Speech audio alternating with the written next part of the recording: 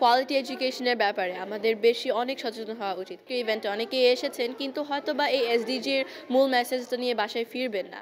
দর্শক, চ্যানেলের সাথে এই মুহূর্তে আলোচনায় আছে আন্তর্জাতিক শিশু সংগঠক এবং মানবাধিকার কর্মী ফাতিহা হায়াত। ফাতিহা হায়াত কিন্তু বাংলাদেশে প্রথমবারের মতো শুরু করেছে জিরো অলিম্পিয়াড প্রথম সিজন। কেমন লাগছে এই কর্মযজ্ঞ করে আসলে?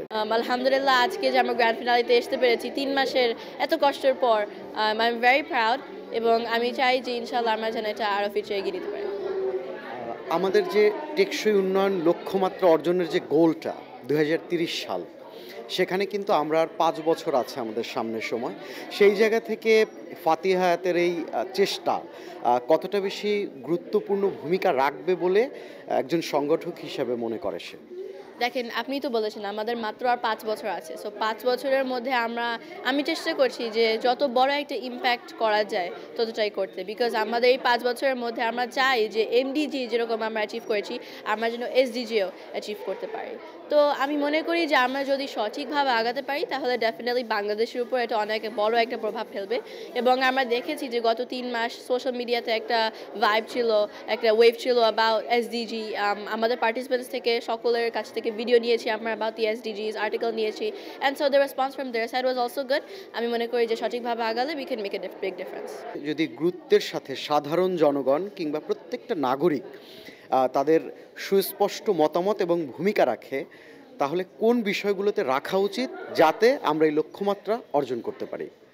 আমি মনে করি যে আপনাদের সকলের একদম ডেইলি লাইফসে, ওয়েদার বি ধরেন বাজারে যাচ্ছেন, বাজারে একটা প্লাস্টিক ব্যাগ না নিয়ে একটা ভালো রিনিউয়েবল ব্যাগ নিলেন, এরকম যদি আমরা এরকম স্মল অ্যাকশনস নিতে থাকি আমাদের ডে টু ডে লাইফে, তাহলে কিন্তু আমরা একটা বড় প্রভাব ফেলতে পারবো। এরকম ছোটোখাটো উদ্যোগও কিন্তু আমাদের বড় একটা একটা রিপল ফেলতে পারবে। সো আমি চাই যে মানুষ যেন মানে এরকম ছোট ছোট উদ্যোগ নিয়েই যেন তারা এগিয়ে যায়।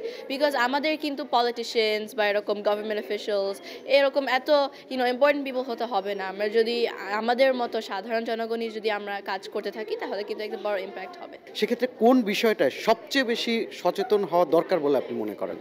আমি মনে করি যে কোয়ালিটি এডুকেশনের ব্যাপারে আমাদের বেশি অনেক সচেতন হওয়া উচিত। কারণ আমরা যদি সবাই কোয়ালিটি এডুকেশন পাই, শিক্ষিত হই এবং আমরা যদি সঠিক ইনফরমেশনটা গেইন করতে পারি, তাহলে কিন্তু আমরা আমাদের সারাউন্ডিংসে সেটা মানে অ্যাকশন নিতে সেটা একটা প্রভাব ফেলবে।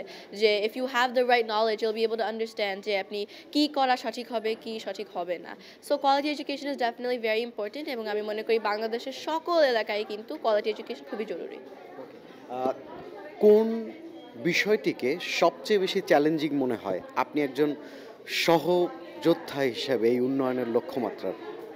আমি মনে করি যে সবাইকে এটা শোনানো, সবাই যেন বুঝতে পারে। বিকজ অনেকেই হয়তোবা যেরকম আজকের ইভেন্টে অনেকেই এসেছেন কিন্তু হয়তোবা এই এসডিজির মূল মেসেজটা নিয়ে বাসায় ফিরবেন না। এদের এই যে শোনানো মানুষকে বা তাদেরকে বোঝানো, I think this is one of the biggest challenges, because you can never control how much someone understands or someone takes your information or feedback. And so আমি মনে করি মানুষকে মানে বোঝানো, সচেতন করা, সঠিক মতো ইনফরমেশন পৌঁছে দেওয়া, দ্যাট ইজ ভেরি চ্যালেঞ্জিং। কোন বিষয়টিকে আপনি সম্ভাবনা হিসেবে দেখছেন এই লক্ষ্যমাত্রা অর্জনে?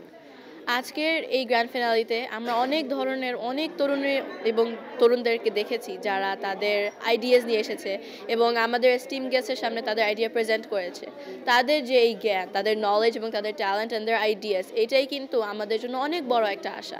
বিকজ আমরা যদি তাদেরকে কারেক্ট রিসোর্সেস বা অপরচুনিটিস দিতে পারি তাহলে কিন্তু তারা তাদের আইডিয়াস ইমপ্লিমেন্ট করে আমাদের দেশকে এগিয়ে নিতে পারে। So I am most hopeful about the youth in our young minds.